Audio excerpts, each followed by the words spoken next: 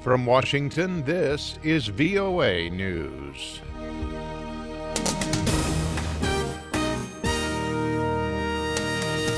I'm David Byrd reporting at least 5 people were killed when anti-government protesters clashed with Iraqi authorities in Baghdad on Saturday. Later, 2 rockets landed in the highly fortified Green Zone on Saturday night, but no one was injured. We get more from Edward Yeranian in Cairo. Iraqi security forces fired tear gas at supporters of Shi'ite cleric Muqtada al-Sadr after reports they were trying to advance in the direction of the iconic Green Zone, where government institutions, including Parliament and the Prime Minister's office, are located. In later skirmishes, live ammunition reportedly was used, although it was not clear who was doing the firing. Baghdad Governor al-Tamimi said in a statement that 4 people were killed and 320 wounded in the clashes that ensued as protesters dispersed following a call by Sadr to pull back. Sadr, who has strong ties to Iran's clerical establishment, held numerous protests outside the Green Zone last year, demanding the resignation of various government ministers and overrunning the Green Zone before withdrawing. Edward Yeranian for VOA News, Cairo. At least 7 people were killed and several others wounded in a suicide car bombing Saturday in Afghanistan's Helmand province. A spokesman for the Taliban insurgency took responsibility for the bombing. A provincial government spokesman told VOA the attack near a bank in the provincial capital of Lashkar was aimed at an Afghan National Army convoy.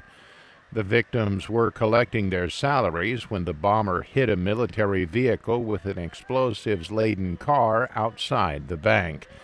Soldiers and civilians were among those killed and wounded. At least 21 wounded people were sent to area hospitals. This is VOA News. Turkish-backed Syrian rebels on Saturday pushed into the Islamic State stronghold town of al-Bab in northern Syria.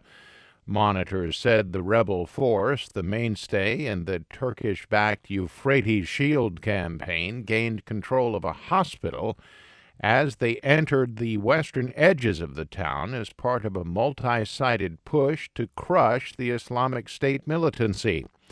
Witnesses reported fierce fighting at al-Bab, located 40 kilometers south of the Turkish border, but there were no immediate reports of casualties. Separately, Russia's foreign ministry said Syrian government troops backed by Russian airstrikes have liberated the nearby town of Tadef, described in a ministry statement as Islamic State's most reinforced position near the city of al-Bab. In his weekly media address, U.S. President Donald Trump promised that the country's immigration system will not be used as a tool to advance the cause of foreign terrorists. Trump repeated his pledge that his number one priority is keeping America safe. My administration is committed to your security, which is why we will continue to fight to take all necessary and legal action to keep terrorists, radical and dangerous extremists from ever entering our country. Trump's remarks came as his administration considers a new executive order on immigration. That comes after an appeals court unanimously ruled against reinstating his previous executive order barring refugees and citizens from 7 Muslim-majority countries from entering the United States. On Twitter Saturday morning, the president expressed his displeasure with the court, saying it is putting Americans at undue risk.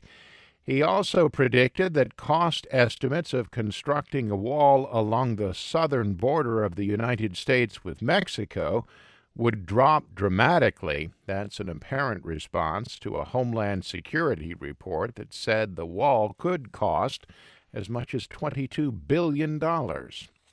The president and Japanese Prime Minister Shinzo Abe mixed business on the second day of their multi-day summit.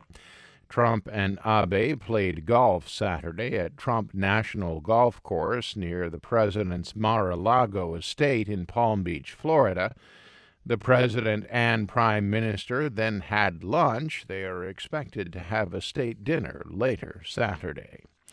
And a legend in Japan's comic art of manga, Jiro Taniguchi, has died at the age of 69.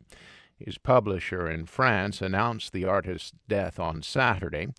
Taniguchi achieved an international following with works such as The Summit of the Gods and The Magic Mountain, hailed for exquisite line drawing and intricately constructed landscapes.